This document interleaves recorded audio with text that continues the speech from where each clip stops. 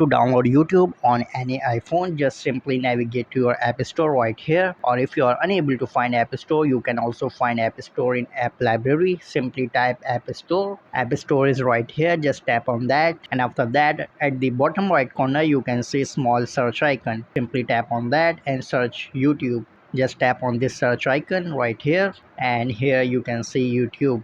Simply tap on the icon of YouTube, and here you can see a small download icon, or you can also see get icon. Just simply tap on this download button or get button, and your download will be begin. Or in some cases it might ask for your iCloud password. Just simply enter your iCloud password and your download will be begin. Once the installation is complete, you can simply find this application on your home screen. As you can see, YouTube is right here.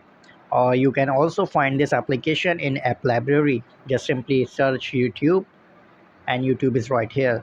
So that's how you can easily download YouTube on any iPhone. That's it for this video. If this video helps, subscribe.